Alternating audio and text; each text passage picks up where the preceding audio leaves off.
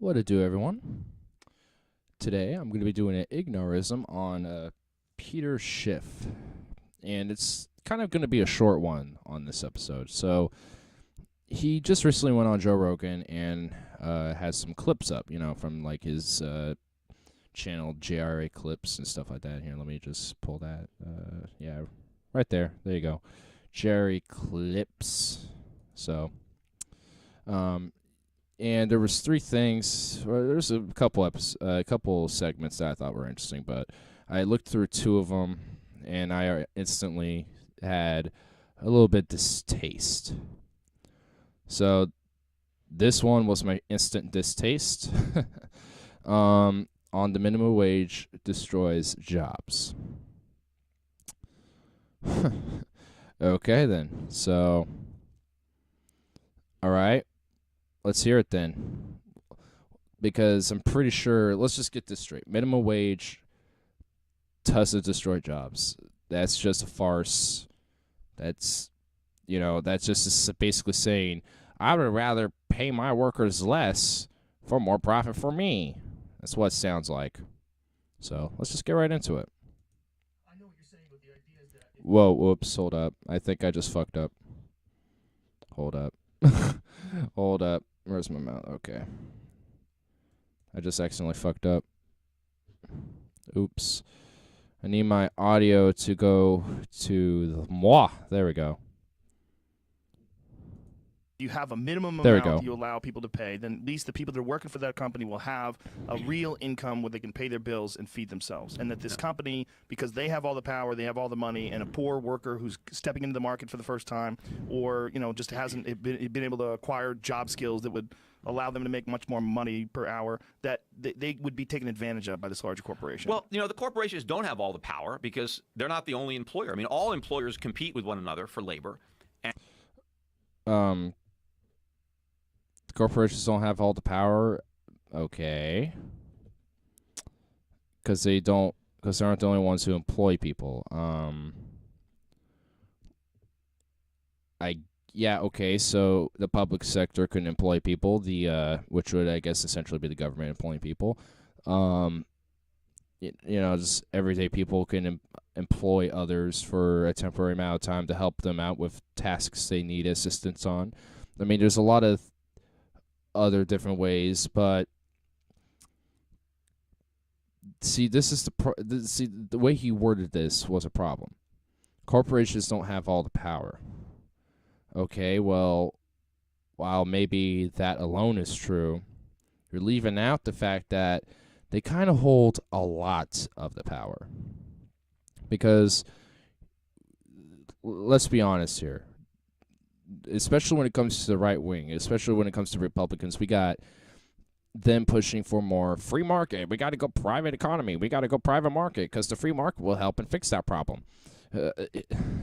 Like for certain issues, like when it comes to healthcare, schooling, or like education, or like or the prison systems. You can't; those shouldn't be privatized, and also the military, because we shouldn't have private military companies, fucking doing jobs for us like Blackwater or whatever.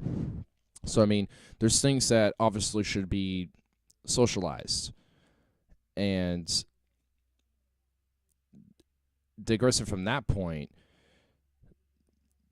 I mean, you could still be employed for all those ways, but because of the Republicans want to try to continue to push this privatization, I would probably say the corporations have a lot of power, because why would they be saying that? Because maybe these corporations and these same businesses and lobbyists are buying them off to say these things and to push a policy that benefits them. Could that be the reason? And they bid up wages. I mean, you can't pay people less than the market value of their labor because somebody else will hire them. So what does that even mean? What? What does that even mean? Well, let me go back. Value of their labor because somebody else will. You can't pay people less than the market value of their labor because somebody else will hire them. You can't pay them less than the value of their market labor. So I guess in that sense, he's saying that you can't pay people lower than minimum wage what? One thing I've noticed that he makes some of his wording a little confusing and a little vague and out in the open for interpretation of just, huh? 'Cause that's how I feel. So you could talk about, oh, wouldn't it be great if everybody could earn more money? Has there ever been a proven example of this where they've had no minimum wage and it's been a financial boom? Oh, absolutely. Well, first of all, we didn't always have a minimum wage in the United States. I mean, it happened really in the 1930s. But you can look at situations of countries that have no minimum wage and they have very low levels of unemployment. And you can look at areas where Like the what government. countries in this? Well, I mean, they don't have a minimum wage in Singapore. And and there are countries that Isn't Singapore a an lot of interesting them. example, though? It's an extremely wealthy country, right? Well, that's one of the reasons. And they Is have that why? yeah, they don't. It's very easy. And I don't know much about Singapore, but since they don't have a minimum wage in Singapore, wouldn't that mean that there could be things like slave labor or even no wages at all? So that's inherently not a good thing here. Because, well, first of all, like my philosophy is that the minimum wage should be the living wage, regardless of what that wage is, and it kind of varies from state to state. So the minimum wage should just be the living wage, period, for these states. And, like, for example, Oregon, I think, is like at $13.75, and then, like, New York is probably at, like, 22 at the hour, and then there, like Wyoming's probably like, like 9 or 10. I mean, because I remember there was this study, but I forgot the name of it, so I'll have to pull it up and check it out again at some point because it's a really interesting study. So anyway, digress from that. You can't have like no minimum wage. That's insane. Like, look what the implementation that will cause. It causes exploitation. And we're already seeing this in third world countries where a lot of our modern technology, like the laptop I use to record this, or, like out in China or out in these other third world nations as well, where people are just essentially enslaved and like forced to work in the factory and have like suicide nets so they can't kill themselves because of how miserable and sufferable and how much of a cog in this machine that they're part of and want to escape it. It doesn't really look good. I'd much rather have like a living minimum wage instead of that, because at least then you'll have at least enough money to live comfortable enough to where you can at least look out for yourself and, treat yourself nice occasionally every now and then. It's okay to do that. It's okay for a human to treat themselves every now and then. It's called vices. Do business, but you can look at examples or hobbies or just interests that they're into. The United States has imposed a minimum wage on other countries. I mean, the minimum wage did a lot of damage in Puerto Rico, but look at another American territory, American Samoa. Right, American Samoa, we basically destroyed American Samoa with our minimum wage. I mean, the Samoans are are furious about it. This happened years ago, actually, and the reason I even found out about it, I was watching 60 Minutes, and they were doing a report about, I think, football players in Samoa. And during the report, they mentioned that there was like a depression going on in Samoa. And it was like there was 30% unemployment and really high inflation. I was like, what the hell's going on in Samoa? So I wanted to research that on my own. And I found out that we imposed the minimum wage on Samoa and we destroyed all their jobs. Their two biggest employers were a Chicken of the Sea and Starkist. They were canning tuna and then they were shipping the tuna back to the mainland. But the minute they raised the minimum wage, they made the production uncompetitive, because now you had to pay the higher wages plus the shipping costs to get the tuna back to the mainland. So they all the canneries shut down, and then they created massive unemployment, and then prices went way up on the island because they no longer had boats coming back and forth to pick up the tuna. So now all of a sudden, then why don't you do the thing that you free market capitalists always love to spew out and shit, and just make more companies and make it more competitive? It sounds like you people always call for a solution to those problems. And by the way, that's called an oligarchy when you only have two companies there and they hold all the market there. So it sounds like an oligarchy problem where while they raise the minimum wage, it sounds like they probably raised it too much, for one, and didn't allow it to casually integrate into the market. And two, it sounds like there's just no other businesses or,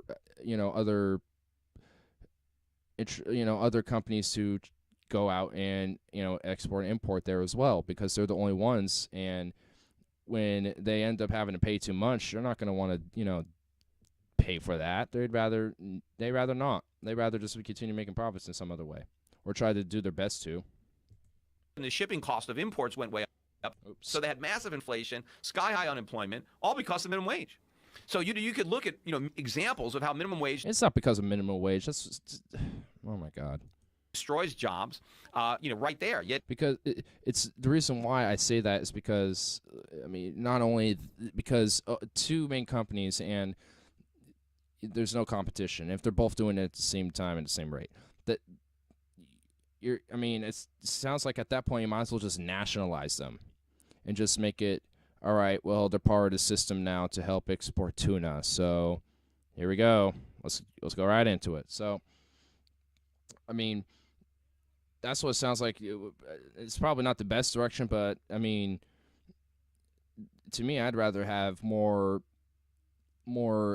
expansion and cooperatives that will probably compete against each other and everything, because I'm still okay with competition. I'm still all right with that.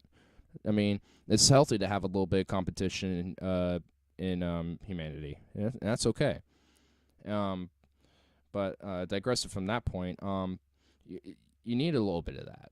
So it's okay to have that, and I would encourage it as well. So it sounds like you should probably break up those companies and make them into smaller ones, and then have more competition, or just have more startup and encourage startups and startup campaigns for businesses and corporations or whatever the fuck.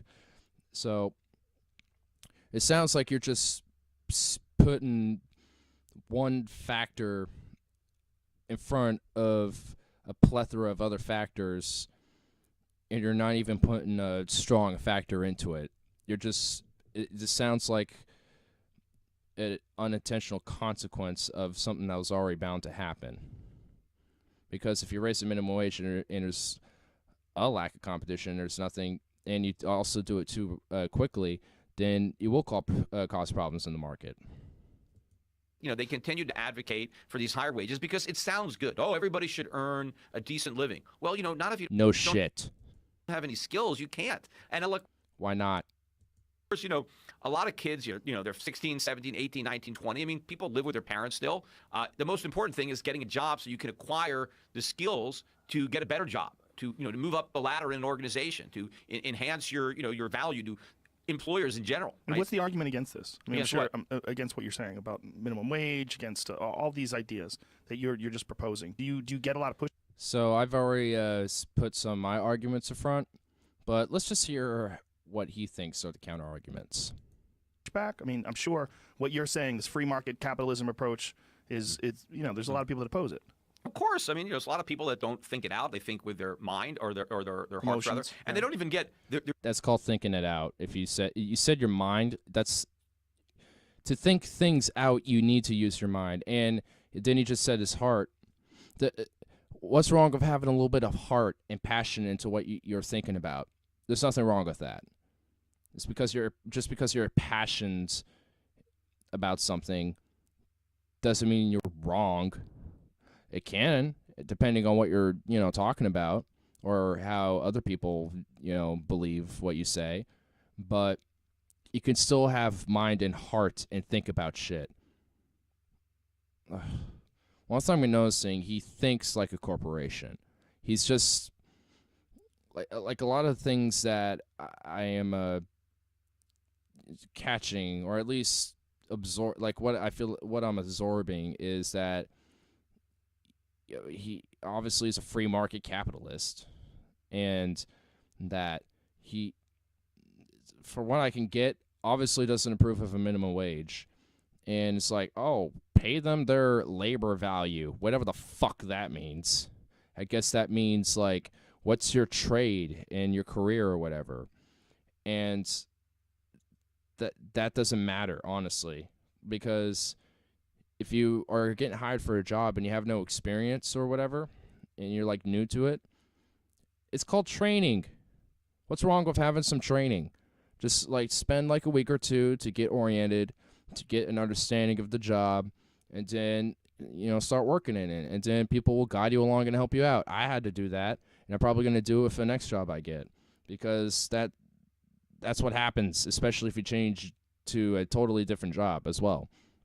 So, I mean, like, what is that? Like, whatever. I'll just, like, continue rolling here. The origin of the minimum wage was racism. I mean, the first minimum wage is... What? Origins of it was racism? Huh? I beg your pardon? What? I'd like to see his explanation for this. I don't even understand what the fuck that means, dude. What? Here, it was designed to keep employers from hiring the Chinese or from hiring blacks, because they, that's where the minimum wage came from. No. What?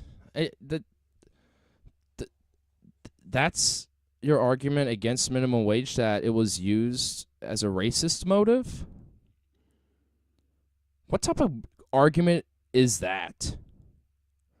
So you don't have to hire the black... So you... It sounds like you're the racist, because it's like, oh, well, if you got the minimum wage, you can pay black people, Chinese people less. And then... But if you have a minimum wage, you don't get to pay them because you'd rather pay them less, or right? Yeah. So minimum wage is a bad thing. Is that what I'm getting at here? What does that mean? Oh my god. Oh my god. And this is the first of 3 videos. So all right, let's just continue, I guess, because that I don't know what to say to that. I really don't. Try to prevent employers from hiring certain people. So they said, well, let's have a minimum wage, and that will reduce hiring of people who have less skills. And the labor unions, the biggest supporters of the minimum wage are the labor unions, and none of the labor unions. Yeah, because labor unions, I don't know, give a voice to workers and gives a voice for labor's rights. What is so wrong with unions? Oh, is this going to be one of those anti-unionists too, dude? Is it going to be one of those guys? Oh shit. Earn the minimum wage. So you might think, why do they so care about the minimum wage if they get paid a lot higher than minimum wage? And it's because you always have a competition between skilled labor and unskilled labor, right? So let's say a businessman has the option of hiring a skilled person to do something, and let's say the skilled person is going to charge $20 an hour, or since when does the person that is getting hired gets to negotiate how much they get paid? As far as I know, you don't get to negotiate that, besides unless you're in a union or whatever. Because I never could. I never can. It goes up when the minimum wage goes up. That's when it goes up for me. So, like, what the So is he one of those anarcho-capitalists who's like, oh, this is how much I am worth, so you pay me? Like, is it like if this is like his idea, like you can negotiate hours and be like, oh, well, I'm very skilled, so I can work, I'll work for about like $25 an hour. Like, do you realize how many people will just exploit that? They'll be like, oh yeah, I'm really good at this, and I'm very professional. I'm do this and that. Blah, blah, blah. Sounds like they got a great resume. And it's like, oh, but I want to be paid $60 an hour. Like, that is, like, that's just another form of exploitation that's on the other side, where it goes way too far with like wages and shit. But this, oh my god, dude, these arguments are stupid. I didn't expect this. Unskilled person. And let's say I can hire 3 unskilled people for $5 an hour, and that equals 15. Well, hey, I'd rather hire the unskilled worker. I can pay $5 an hour to do the same job of one skilled worker. But now if the skilled worker could lobby for a $7 minimum wage, now if I have to hire 3 unskilled people, it costs $21. Aha, now all of a sudden I hire the guy with skills. So the labor unions benefit by keeping unskilled people unemployed, because they have... No. It's forcing corporations to just pay people a fair wage. That's what it means, regardless of their skill set. More skills, and therefore they can get more work. That sounds like a complicated mess to me. Yeah, because he made it a complicated mess when it's not. That's why, Joe. Because he made it I was laughing about it. It's like, yeah, now I got my point across. It's like, no, that was just a jumbled. That was a jumbled mess because it was a jumbled mess. I don't even know what that means, honestly. Like, It is a mess for the people that get priced out of a job. Yeah. Now, democratic socialism is the thing right now. You're hearing it all the time. You're hearing it constantly in the news. What do you attribute that? Do you think it's a frustration with just lifelong politicians? Like, what do you think it is that's causing this uprise and upswing? Like the woman, what is her name that won in New York? Yeah, she's actually half Puerto Rican. Alexandria Ocasio-Cortez. One of my countrymen. But yeah, I forget her name. One of our countrymen. Isn't Puerto Rico the United States? No, actually, I found this out as I'm traveling now. I still have an American passport. But when I mention what country I'm from and I look where you live, I always have to select Puerto Rico as a country. Even though it's part of America, it's still considered its own country, even though you still are American citizens when you live there and you travel on a U.S. passport. It's listed as a separate country from the United States. I was just going to read her name from the tweet. Yeah, that's her. Alexandria Ocasio-Cortez, 28 years old. Yeah, well, she beat a 10-term incumbent. And of course, he was a white guy. That's a negative for him. Joe Crowley. And the whiteness is not a negative for him. It was the fact that he was a corrupt piece of shit, trash piece of fucking faggotry. That's why Joe Crowley lost. Not because he's white. Jesus, sounds like this guy's an SJW, not the fucking left. What? It's like, oh, he's a white guy. He lost because of that. Man. But a woman of color. Yeah, Latina. Nice looking woman too, actually. Beautiful. So, yeah. So, but the thing is, people I think in that community are just voting out of frustration. In fact, I looked at her commercial, and it's because they're being exploited. Wouldn't you be frustrated about the system if you were exploited the same way? Oh wait, you're not because you're rich. Very powerful commercial, kind of like, about, women like me are not supposed to run for office. We're not supposed to, of course, that's all a bunch of nonsense, but it's a story that I think resonated with a lot of people. Like, hey, let's stick it to the man, right? And it's not nonsense. That's just a story. Like, have you even seen that ad where she kind of goes through her background? Normally she didn't even want to really do it, but she felt like she had no choice just because of the system she was in. And you know what? She won.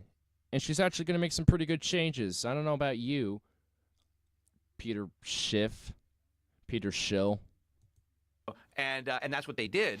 But I think that this wave is going to be bigger than people think. I think people are underestimating. They're saying, "Oh, this is unique because she's in a heavily minority community, and so that message worked better." But look, Bernie Sanders. Read this here that Jamie just pulled up. She won in a district where she didn't even run.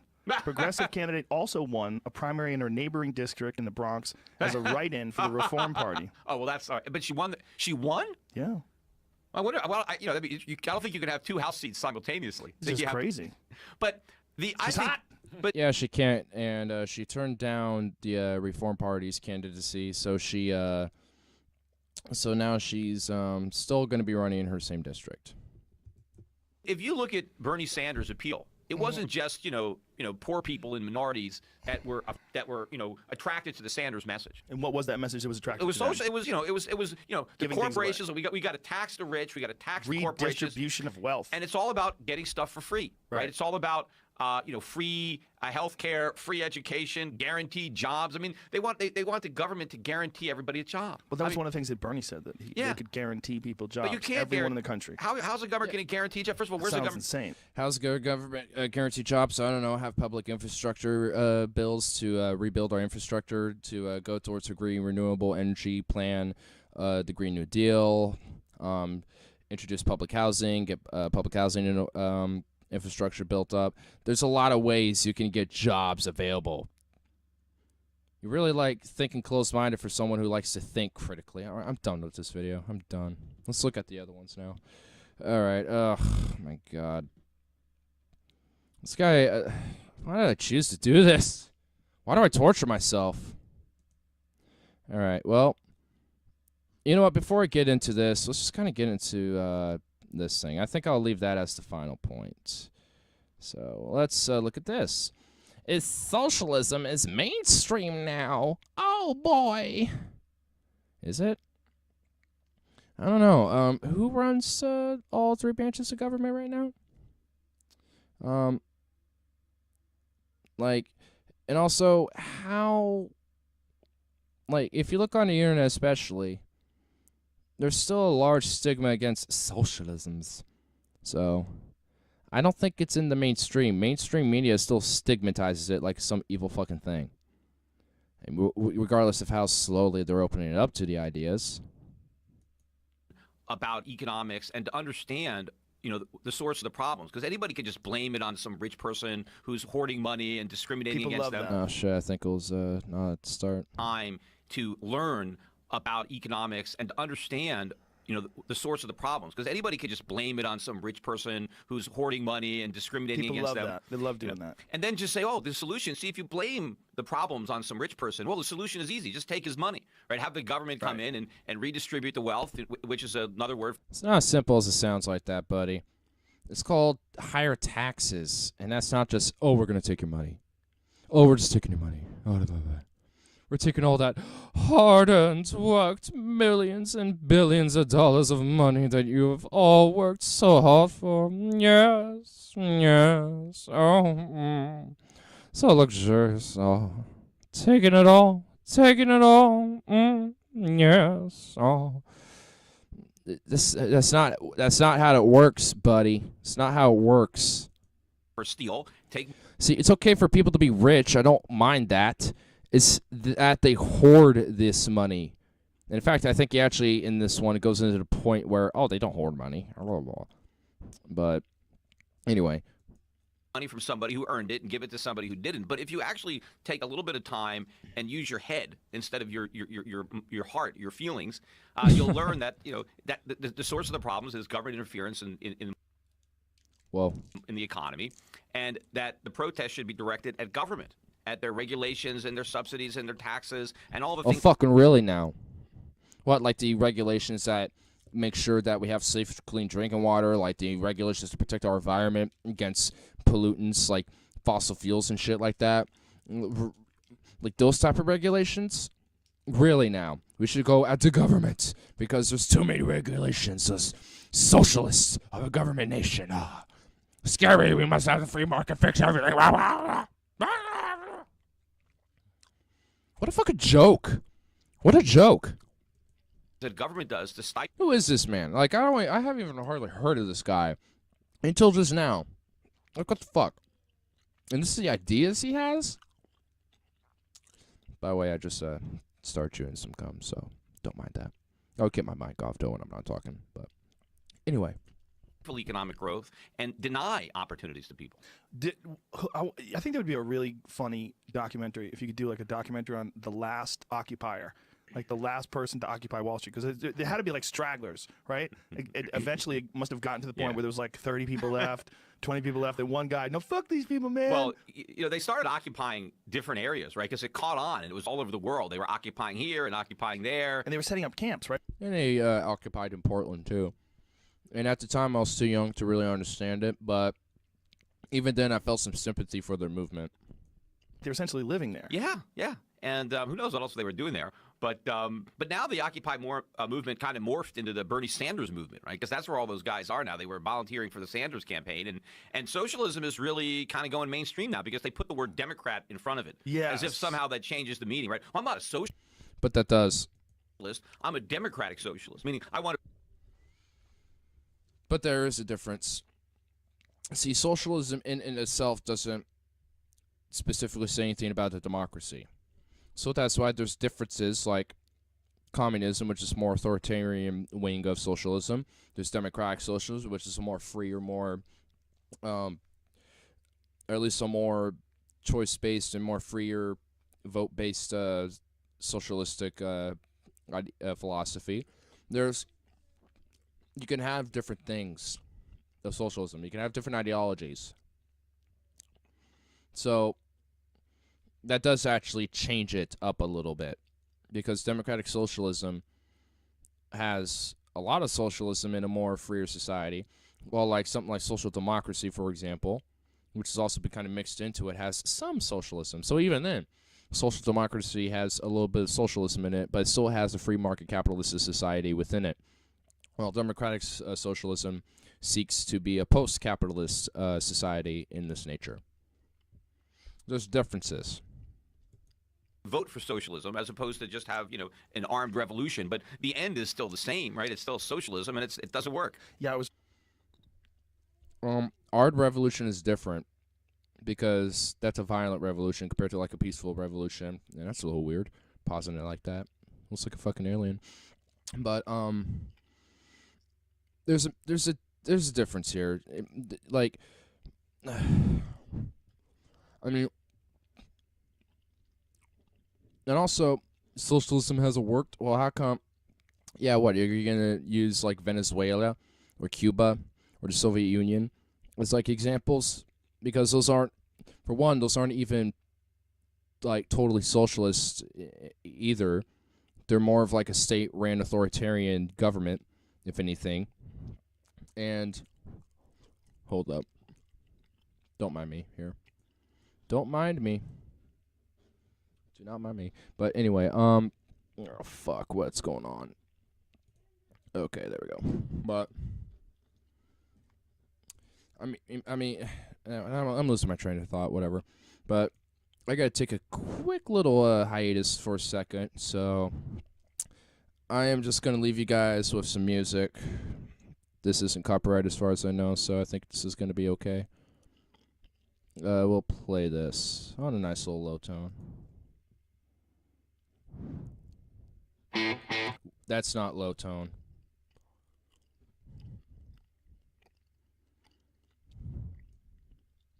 Let's keep it low.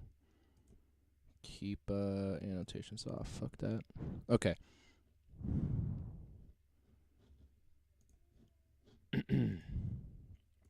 Sorry about this quietness here. I'm just trying to get this set up. There we go. Okay. Here you go. Quick little hiatus, and I'll be right back.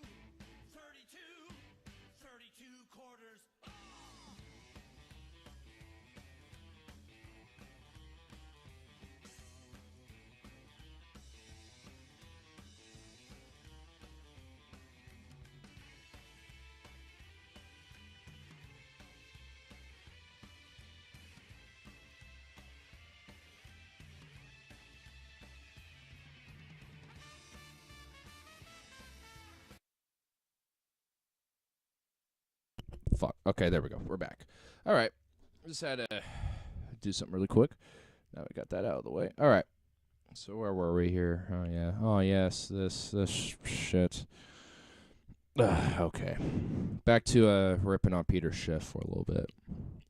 Watching an interview with Tucker Carlson and some guy who's a professor at Harvard, and he said, "I'll give you the last word." The guy said, "Socialism's going to win," and he made the piece. I'm like, "What is that? What does that even mean? Like, socialism is going to win? What is it? What does that mean? And what is socialism?" Well, it could. Well, I agree with that at least. Like, that guy sounded like a goofball. In at the polls. That's the problem. It's very intoxicating to people who don't know any better. Right. And the interesting Those thing rich about people, they have too much money. Yeah. The interesting thing about socialism is that no matter how many times it fails, people expect it to succeed. Right. That's the definition of insanity. Right. Doing something over. By the way, that's communism that they were trying to establish, and I don't think pure like just socialism on its own.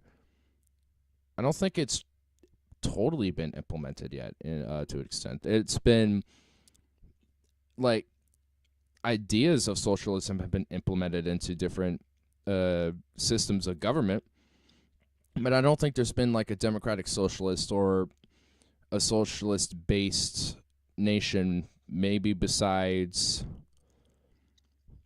I don't know, like Belarus, I guess. But even then, they're also just a state-ran, authoritative, reactionary government anyway, so it's just like, even then, that's not even the same thing. And so,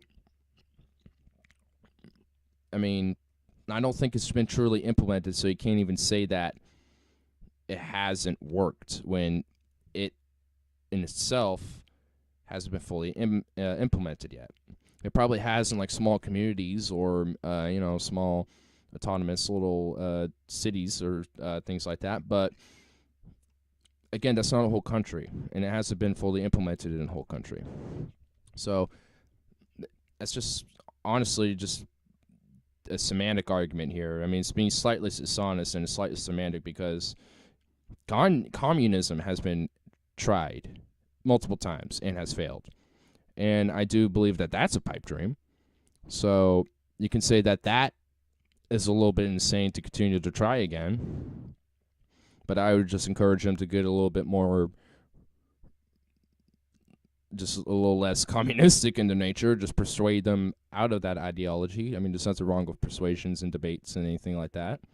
So do that. Instead of just smearing them like this. Instead of smearing them, why don't you open up, see why they feel like that, and have a debate? Over again and expect it. Which I can tell that you have before. And, that's fine. It's fine to debate people who are the polar opposites and win them over to your side. I mean, that's okay. That's just exchanging ideas and, being a principled, respectable individual who could think for themselves. So, I don't got a problem with that, but you're really smearing it to be something that's not. A different result. Well, the socialists always expect a different result from doing something that has never succeeded in the past. So socialism, by definition, is one thing, but by the emotional reaction that people have is kind of another thing. The emotional reaction is there's rich people that are a real problem. They're hoarding. They're greedy. I'm not concerned with money. I'm concerned with people and community and feelings and health and welfare and education and all that. And also, I don't got any problem with that. Maybe besides the feelings, but everything else, I don't got a problem with. There's nothing wrong with that. I mean, if you want to see how I feel about like the world in 100 years, yeah, sure, I would like to see a world that doesn't have currency anymore. Instead, it has a currency base where that's just used to get yourself like extra comfortable in life. Instead of, it's like something to give to you to bring back into the economy and everything. Instead of just something that you struggle to survive for because you need that for bare necessities like we have right now with the exploitation of capitalism right now. With how corporations get less taxes, the lower middle classes get slightly more taxed, get exploited more and more, we get starvation wages. This all is a problem because corporations like to exploit the workers instead. They would rather exploit as much as possible, do anything as possible to get the most maximum amount of profit for themselves, instead of giving it to the workers who I think rightfully deserve, their fair share in their work. Money, we should take it from those rich people, and we should funnel it into education. And I said fair share because I'm not saying workers should all have, like, fucking yachts, mansions, and shit if their CEO does. I'm just saying they need to live comfortable enough to where they can, do things in their own lives themselves, where they can have, a vacation every couple months if they wanted to, or, invest in a hobby that, like I do. Like, I collect East German memorabilia and shit. I just recently got a helmet that was East German. It's kind of an interesting little thing. But, like, there's things that people have hobbies, interests in, all sorts of things, or they want to, I mean, there's nothing wrong with people having that. Every person should have that just basic life and to pursue that happiness for themselves. Why do you think there is, the thing called life, liberty, and the pursuit of happiness? Because people strive to go for that. And I think And I think, that should be, on various extents depending on their situation. I mean, that should be available to them for all three. They should have the liberty and rights to do which they want. Like, for example, that, for me, that would include like having legal drugs if you want to have some fun with that. I mean, to buy a gun, to go out and see the movies, to go out, buy books for yourself, any book, whichever one you're interested in, whether it be political, horror, drama, fiction, nonfiction, documentary, I guess not documentary, but like a historical, factual, statistics, whatever the fuck. I mean, that's fine. That's fine, and if that's like socialism to you, then damn it, I'm a hardcore socialist, because that to me isn't even that to me that's not even really socialist. That's just providing a basic standard of living for everybody, that everyone can. They don't have to be crazy, if you're starting from the very bottom of everything, you should at least have like a basic little apartment to hold you and maybe one other person, and like 4 rooms, a bathroom on the side, got just got the basic necessities of what you need. And if that's just how you want to live and you don't want to do anything else, then fine. But, if you want to strive to get a little something better, like a house, or, buy a plot of land and build a house up there yourself, or, have one built up, and then, live out there instead, then, it's something you should be able to strive for. I mean, because eventually I want to, like, buy some land out here in Oregon and get, a house built up there, to maybe like a cabin on side with a studio in it, and just like grow food there for myself and have a couple chickens and some shit and just live out there. Not not make my permanent living there, but have like but make that like my main hub, So there's nothing wrong for people to have and strive for these ambitions, while at the same time at least giving them the basic safety net to survive and live comfortably. And community, and they say all these words that make people feel good, like, we're not about money either. Yeah, and it's all about feeling good. That's what the liberals are about. No, it's not. about feeling that they're better than everybody else because they're... It's not about feeling good. It's about having compassion for other people. It's about understanding that people should have this basic, comfortable life for themselves. Like, what? Oh, my God. It's all about feelings. I thought the left was all about feelings. It sounds like these free market guys are talking about feelings a lot more than, some SJW liberal cuck. That's right. Them liberal cucks don't got nothing to say with their fee-fees and shit. That's right. They're fucking liberal cucks and shit. Can't fucking say nothing without having their feelings implemented. Fucking Shapiro Holler. Need to get that out there. All right. Get the fuck out. Oh, God. Get out of here. Oh, my God. Go. Leave my presence. How do I get you out of here? I got to do the old-fashioned way. Just click down arrow until the left. Fuck. They're higher up on this moral pedestal because they don't care about money. They just care about, people. And, but when you talk about rich people, they don't hoard money. I mean, the way you get rich is not by hoarding. The way you get rich is by trying to figure out what the fuck do you think being rich is? What the fuck do you think it means then? Being rich means you have a large amount of money and a large amount of wealth. How do you collect that wealth? You hoard it. Duh. You hoard that shit. You save it all up. You make balanced amounts of money. And that's how you increase your wealth. And that's how people become millionaires and shit. What? And it's not that we don't care about money. It's that I just put other priorities over money. Because to me, I find money to be a pretty kind of a, like, I just find money to be too much of a factor in society. And I'm not saying it shouldn't. Like if you want like a luxurious diamond ring or something like that. Like, yeah, that should be a little expensive. I mean, it's a diamond ring. I mean, you can't no one should just willy-nilly just have that. You know what I mean? So I mean, but that's why you got values and shit. So you can implement a value to that, and then people have to meet that value to get it, which is exchanged usually with currency. But the problem is that everything, especially in the United States, has to do with money.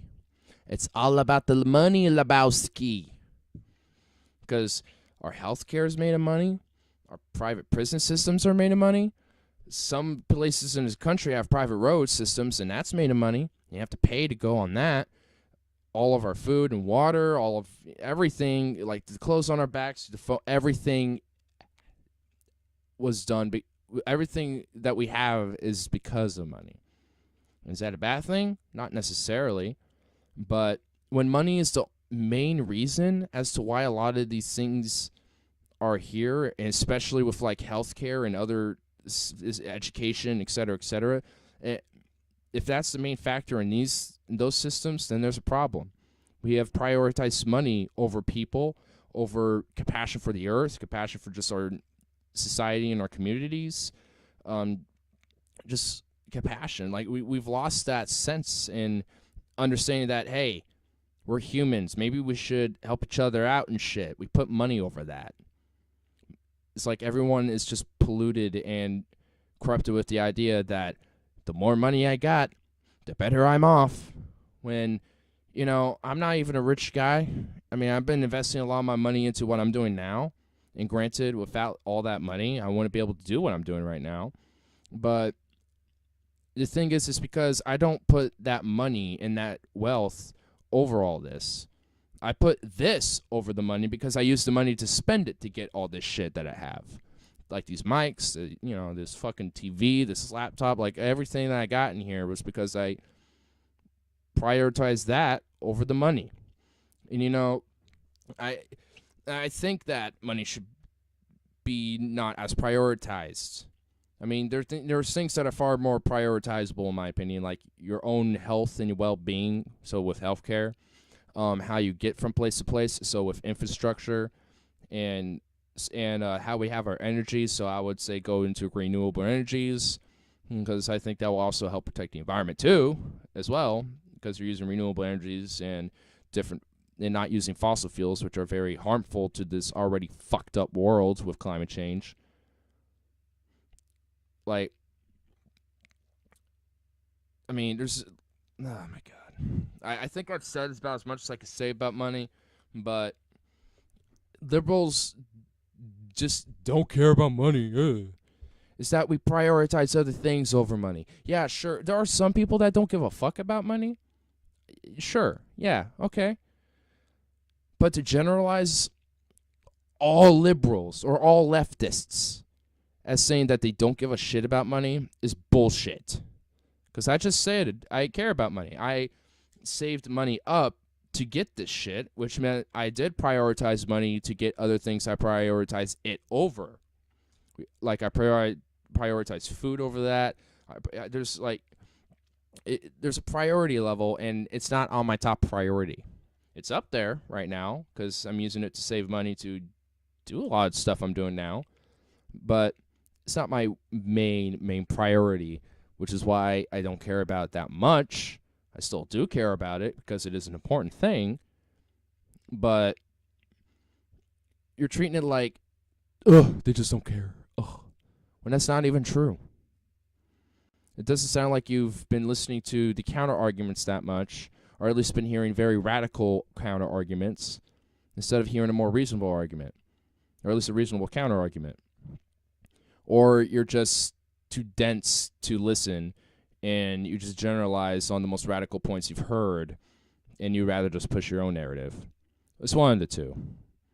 I'm inclined to believe the latter, but I do wish it was the former, and I kind of hope it is.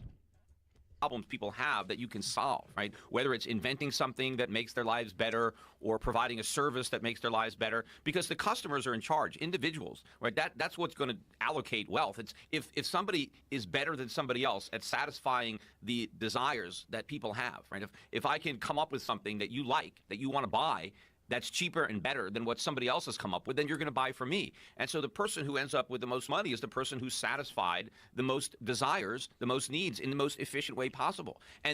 Or was able to exploit people enough to get the most amount of profit out of it. There's other factors into it here, Peter. And yeah, sure, those can be the factors.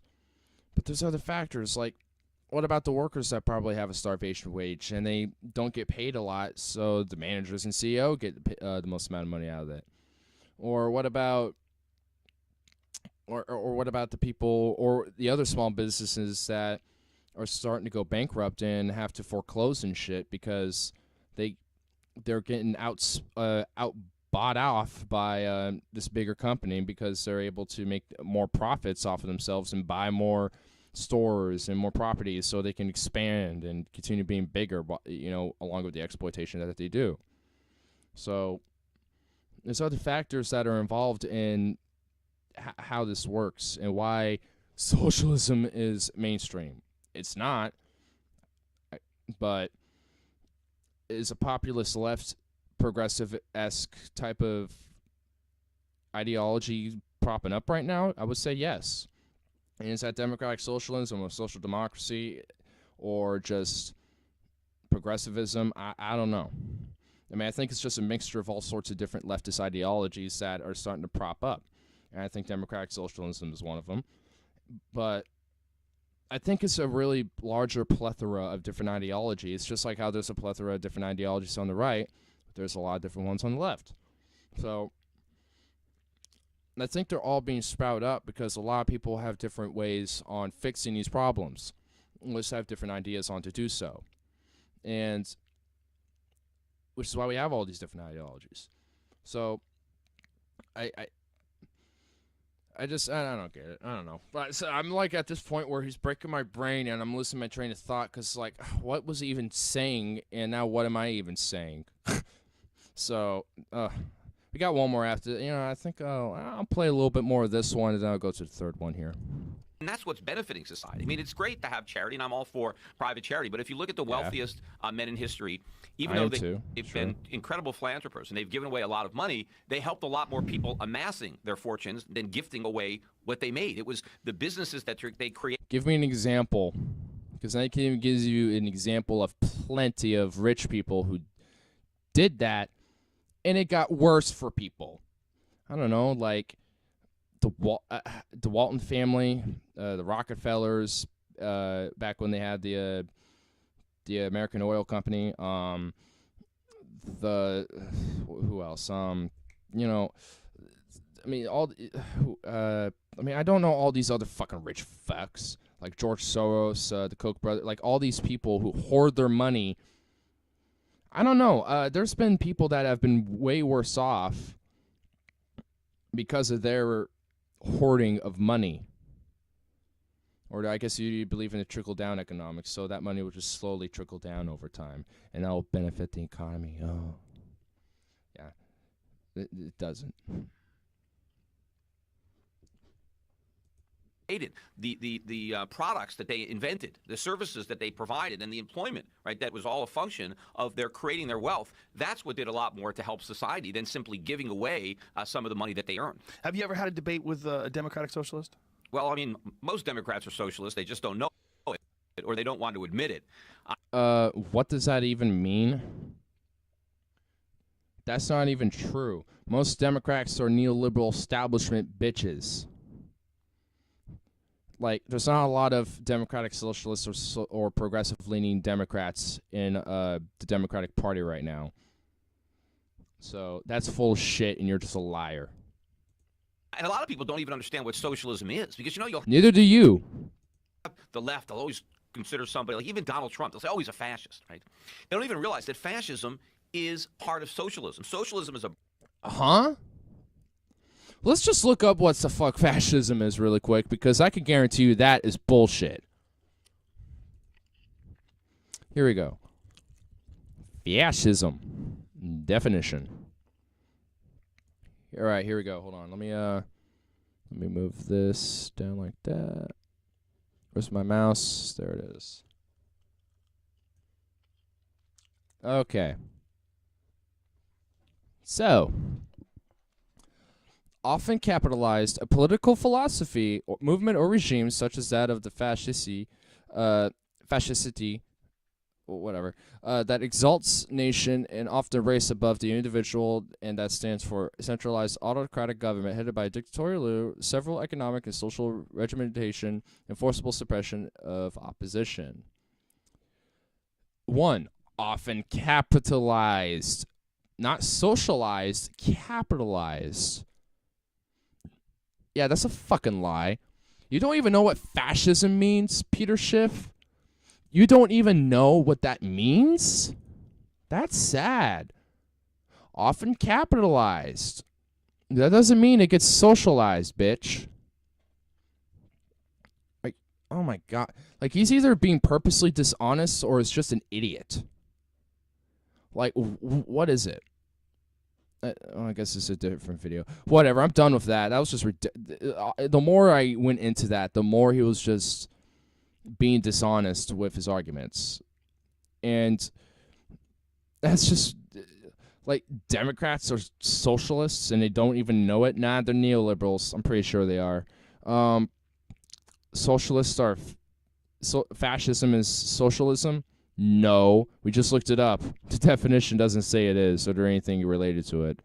So, oh my god. There's a reason why I wanted to do this, because, you know, sometimes certain ideologies need exposing. I mean, granted, there's not a big exposure, but, I mean, you can't just be such a fucking liar about things like that. Like, if you're at least gonna push your your philosophy on how you think how you think is the best way to run a governmental system, fine, do it.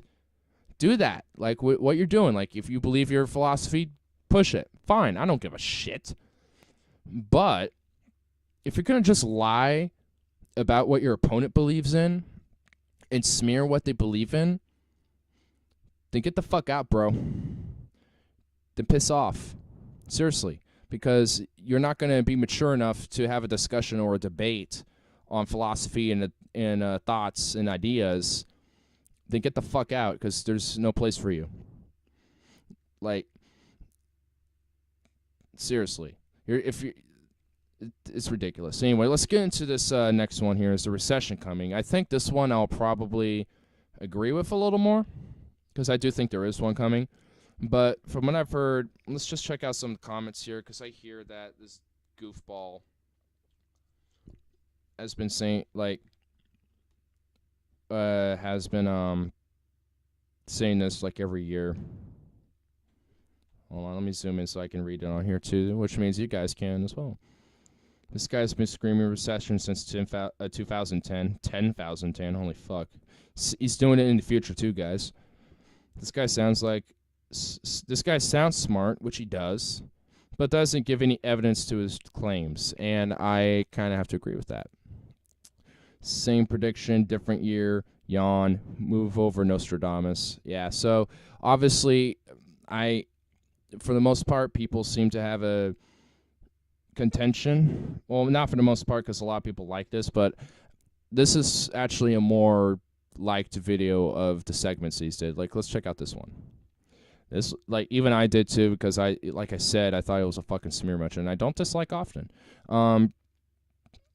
But there's obviously far more 50-50 contention. And the other one, I don't even know what it was, because it's not there anymore. So, there's TJ. Hi, TJ. How you doing, you fat fuck? But, all right. Well, since we're almost done with that one, get out of that. All right. So is the recession coming, guys? I think it is, but let's see what he has to say about it, because I guess he's been saying this since 2010, so about for 9 years now. I think that when we get this next recession, which is going to happen, let me give this guy a chance, because things are bad. The media's lying to me. Wall Street's lying to me. And so, Trump won. But unfortunately, now Trump is part of the establishment, and now all of a sudden the fake... Wow. There's something I agree with you on there, sir. So I applaud you right there. Okay, all right. We agree on something here. This is good. he is a part of the establishment. Trump is the establishment. Just because he's an impulsive, narcissistic, liar, piece of shit, Cheeto of a man, doesn't mean he's part of the establishment. Or it doesn't mean he isn't part of the establishment. My bad, a little Freudian slip. But anyway, let's continue here. So we at least got something that we agree on here. So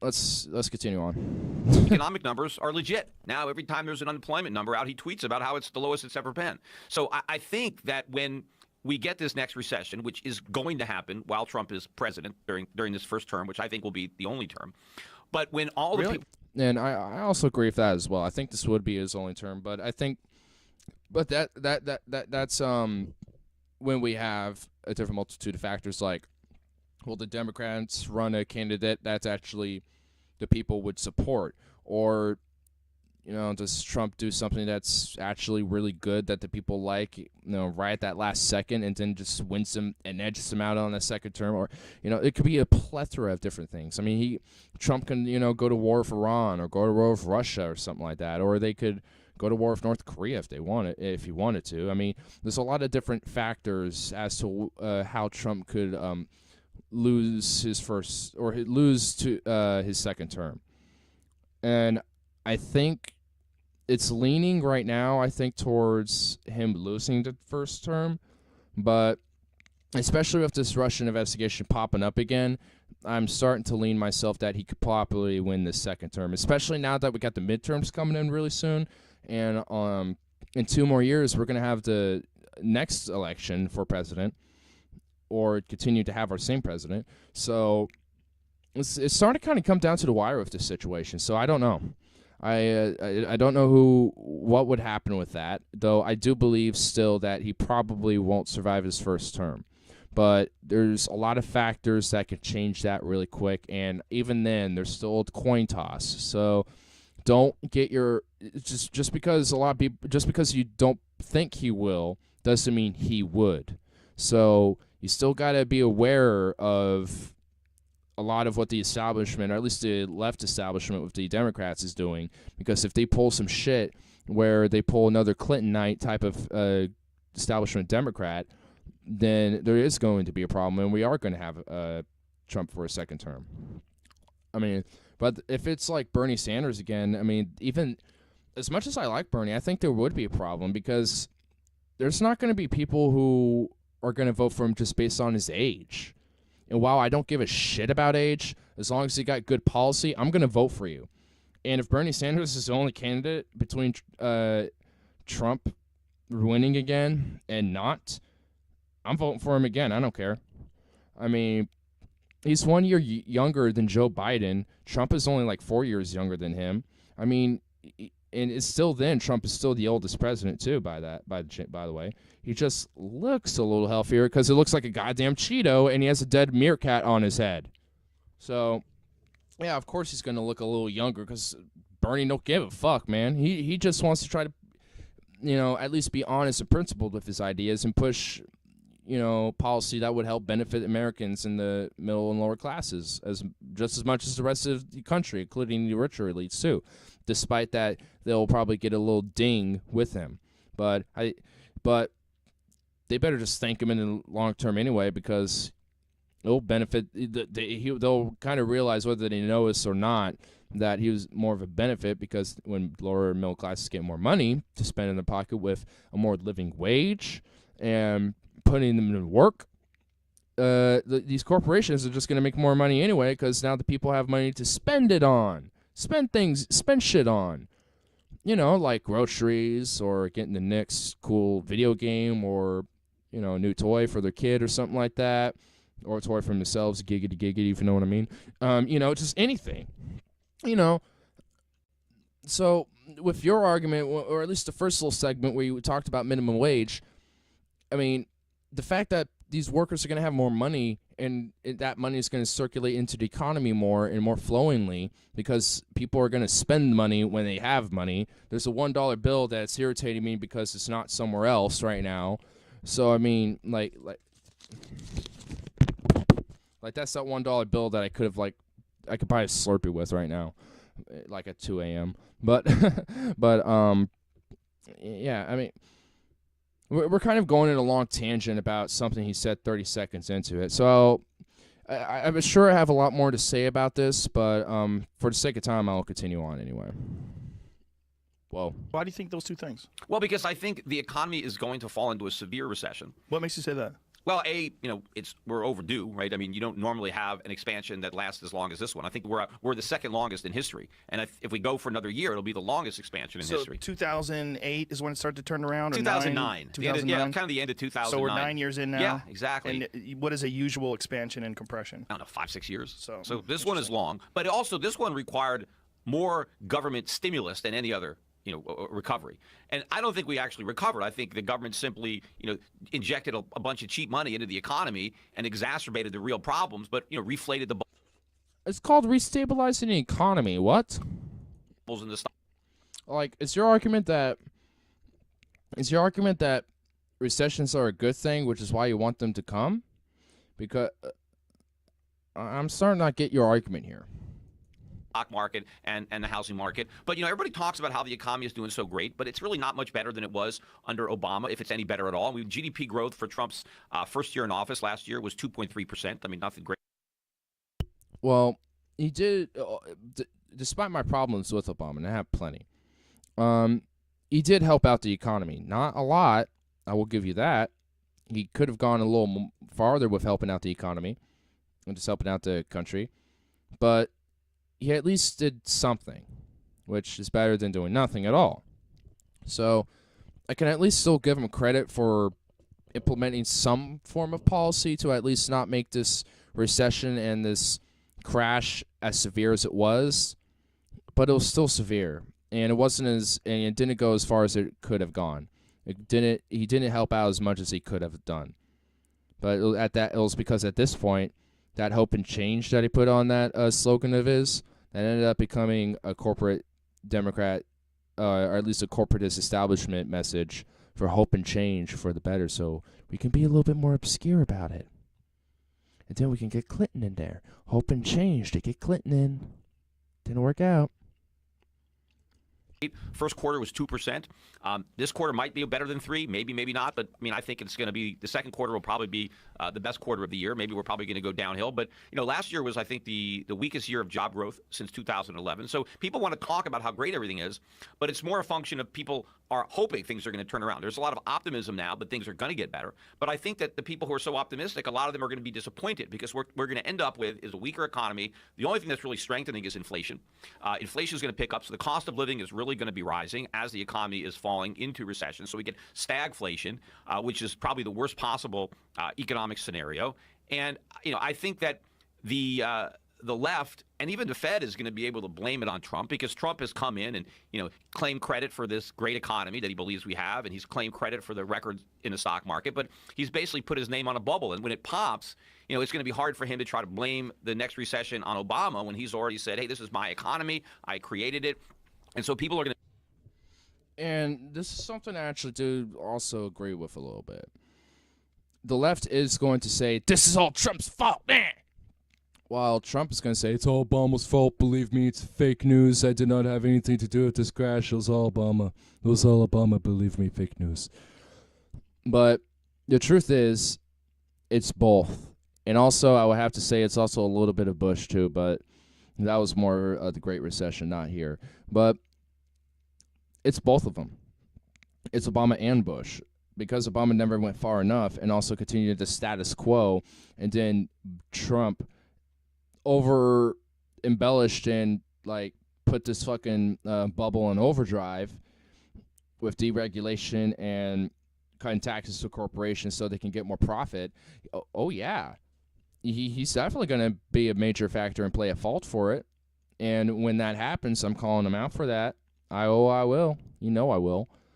I mean, I'll also say, but Obama also had a factor in this as well, because he did, but it was because he was also bought by the same corporate establishment that bought Trump. So, two different pawns of one same player. That's what it is. And the other player, I have no idea who it is, but they're the other part of the chess game. Be disappointed, and they're going to vote, I think, for another person whose promises change. And unfortunately, that's going to come from the left. So you think this is going to happen within the next? What's so unfortunate about that? When most Americans believe in a populist left ideology, what's wrong with that? What's wrong with that? When Americans believe in more in a moderate populist left, center left ideology, and different philosophies of that spectrum of political beliefs, what's wrong with that? Like universal health care. They're like, oh, so that's a problem. Oh, universal health care, living wage. Oh, so fearful. Oh, my God, we must stay in the center. Oh, the center. Free market fixes everything. Yes. Oh, oh, how quiet. Oh. That's what I'm getting at right now. That's what I'm getting at. And while I do agree, there's things that I can at least agree with him on a little bit, but the details of you trying to say of like, oh, what's the outcome, or like what's the solution to it, and you're saying that the solution is the problem that will make it worse, that is unfortunately going to be the problem to the solution. What? No. See, it's unfortunate if it's not the populist left that wins in this scenario. That's when it's unfortunate. Like with Obama, that was unfortunate when we realized that he was not a populist leftist. With Trump, it was unfortunate when we realized he just wasn't a populist, and he was just obviously an establishment tool and a hack and a narcissistic smear merchant that only gives a fuck about himself. I mean, that is unfortunate. What's not unfortunate is having someone like Bernie Sanders win an office in the presidency. Or having someone like FDR back, in the 30s and 40s. He was a leftist. He was a populist. He guaranteed jobs. And a lot of things, like there was a lot of democratic socialistic ideas that he had, while not a democratic socialist, a social democrat. He did have more, he had his leanings. And while I never identified with him at all, because I think he was probably more of a social democrat, which is what he is, then that's fine. I mean, he didn't have to.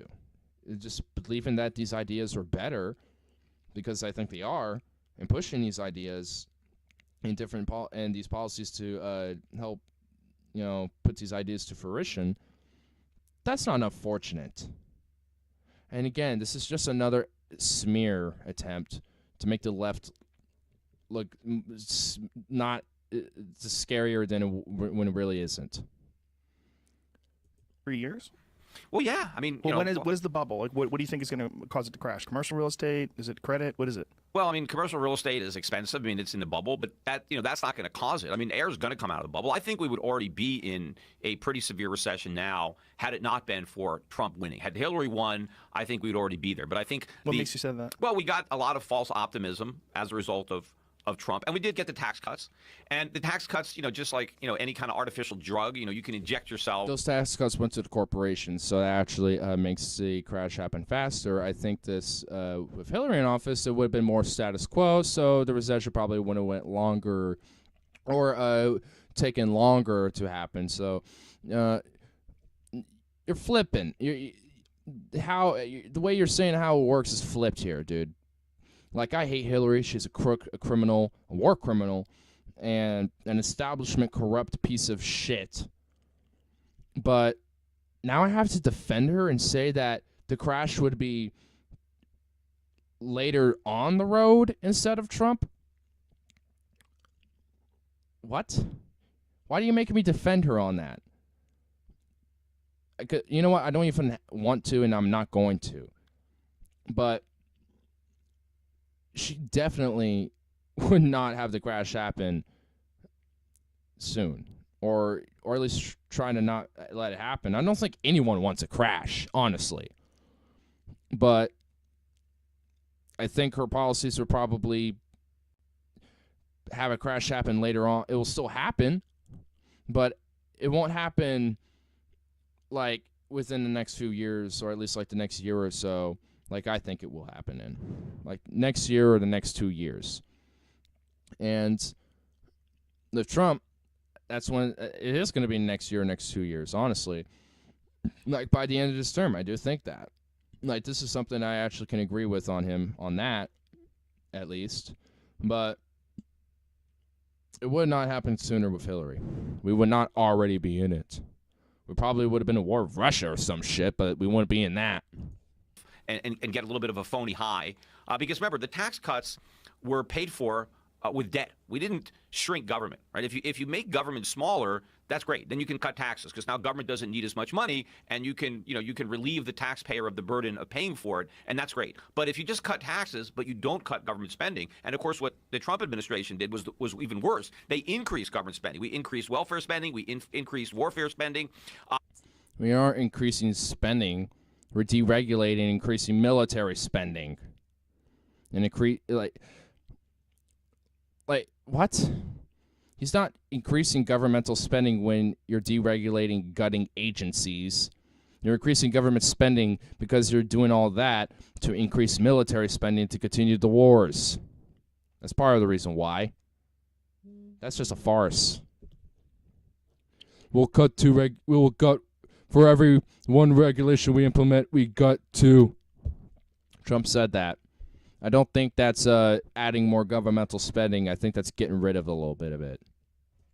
And so spending is more, but they reduced their tax revenue. So the deficits are just exploding out of control. And those deficits are going to do more damage to the economy than the tax cuts were a benefit, except you get the benefit first, maybe for the first year, and then you start to deal with the pain after that. And so I think that's going to set in, long before the end of Trump's term. So you think that this is what is causing the economy to be in a really, at least to look like it's in a really healthy state right now?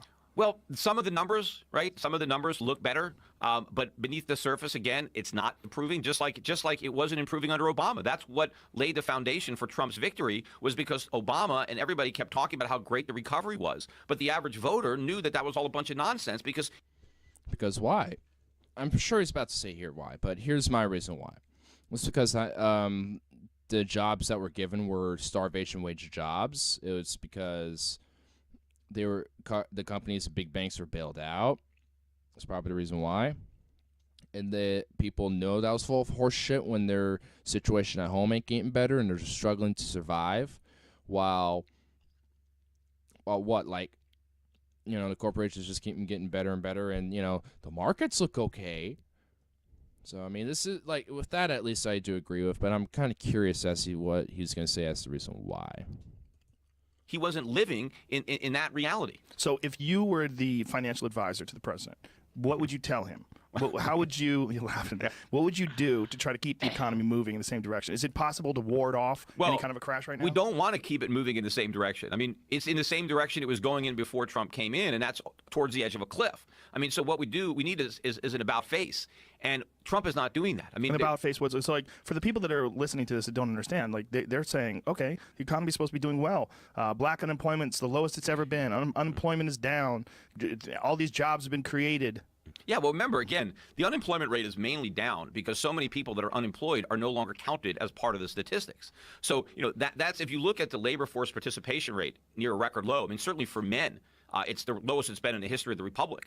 And look at the workers to population. So fewer and fewer people are actually working, and more of the people who aren't working are not included in the unemployment statistics. So if you backed all those people in, right, able-bodied people who don't have jobs but should be working, then the unemployment rate is much, much higher. So that doesn't really paint a good picture. And then you look at the fact that so many Americans are unqualified. Right, there's a lot of jobs out there that go unfilled because American workers aren't qualified to fill those positions because. Well, for at least the first half of that, I do agree with, for the most part. I don't really got nothing to say to add on to that or to reboot on that. Though the second part is I don't think it's because they don't have that skill set, because you could train them into that. That's not a cop-out to say, oh, they can't get jobs. I think it's because, they don't want to be hired or they don't want to get, or the corporations aren't going to hire them, or the businesses are going to hire them because for whatever reason, oh, well, you're just going to be one extra person we have to give money to, so we're not going to hire you. You don't got the skill set. Meh. It's just like, I mean, that's a problem, especially when it's very low wages and they're already having to work like 2 or 3 jobs already. So, I mean, again, there's just other factors that I don't know if he's considering. We take a lot of our kids and we keep them in high school until they're 18, 19 years old. Many of these kids should drop out of high school and learn a trade. I mean, a lot of people, they don't. They shouldn't drop out of high school. Like, unless you think life's gonna be better for yourself that way. I don't like. I mean, I never dropped out of high school, and I'm in college right now. And I mean, I still live with my parents and shit. It's like whatever. But it's because of the medical ailments of my folks that I'm still here, because I'm an able-bodied person to help them out. But if you got, like, there's trade programs and trade schools around and available that you can even do after high school. And if you want to do that afterwards, go ahead. I mean, my friend Tyler did it for a little bit. He was working as a machinist for a little bit, though it was just a internship, not a full-time job, but he still made money, and he still made bank, actually. I mean, he got a good amount of money saved up for a short amount of time that he was working there. And, and people should take advantage of that. They should be encouraged to do that. Like, for the most part, I don't really disagree. I just don't think you should just drop out of school just to go to another school. Like, finish what you got going, and then, do the next thing, Like, finish your primary education, finish elementary, middle, and then high school. And then from there, you could go to college, you could go to trade schools, you can go to universities, you can go art school, you can go to, like, a music studio school, you can go to all these different places, and they're all available to you depending on what you want to go into. And there's all sorts of different trade schools, different types of colleges, with different types of professors, different types of things, and different ideas they like to push out for people. Like, there's all sorts of different things you can do after that. Like, after high school, the world is your oyster, bitch, and you're going to fucking gut that oyster and eat it up. Do it. So, this is something I kind of agree if I'm on a little bit, but just don't drop out of high school. I mean, finish your primary schooling first, which, honestly, high school should be more geared towards trying to learn about having to survive and, to live, in society, like learning how to bank checks and shit like that, learning how to, handle money, or, learn life skills and stuff like that, learn cooking, along with, like, your basic education. Like, I mean, I wish that was more encouraged, but let's listen to the last couple minutes here, and I think this is our last video, so I think we'll wrap it up here after this. Have the aptitude for academics. There's no point in just being in high school. A lot of times they're glorified daycare centers, but they should be out learning trades. And of course, we make it harder for. I do. To be fair, I do agree with that a little bit. I'll give him that. Right now, I do think in a lot of ways, in a lot of places, are just over glorified daycares because either they don't have enough funding or they're not prioritizing the education that they need. And also there could be other factors as well that I probably haven't considered yet. But, like, you should be able to, have a decent education in high school and elementary and middle school and all that. So, it should, like, if that's a problem, then reform the system that is fixed. Reform the education system. Make it better, like, put a little extra funding if it needs it. Help them re-budget and prioritize funding. Like, have a national standard for education. So, every public school has to follow that standard and then get children that education of the standard, which, like I said, should involve, especially in high school, involve basic, teaching the basic standards of just living, like I said, like how to pay bills, like how to deal with insurance and all this type of shit. Like that stuff is important because do I fucking know anything about car insurance and shit like that? No. Do I know anything about health insurance? No. Do I know how to pay bills? No. I mean, well, I know how to pay bills. I mean, no, let me not say that. That's bullshit. But you get my point. Like, there's a lot of things that high school probably could have taught me, or at least given me an understanding of, so it won't be so hard on me later on. Like, and that is a problem with the education system. So, I do agree to an extent that, yeah, the high schools in a lot of cases, can be over glorified daycare centers. So I'll give them that one. employers to train people on the job with occupational licensing laws and minimum wage laws. So we destroy a lot of the opportunities for younger kids to get skills. And then the ones that we send to college, they waste their time, majoring in liberal arts. So they spend 4, 5, 6 years in college learning nothing of any real value in the market. What? There's most certainly value. What is philosophy? What is literature? What is entertainment? What is movies? What is books? What the fuck do you think those are? What is just art as a concept, with music, with, paintings, with poems and writings and all sorts of things?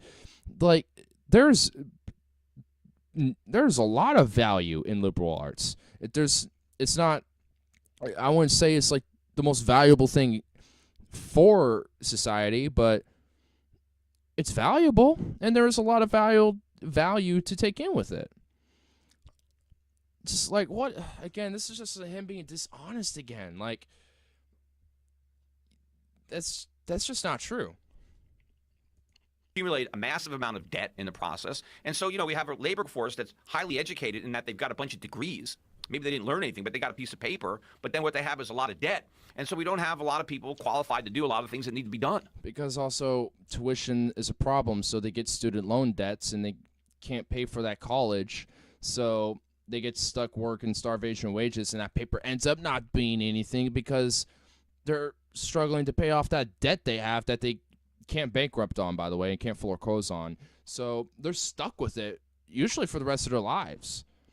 And luckily, with FAFSA, I've been able to not have to pay for any of it. So essentially, I have been, getting free college. But that should just be a thing.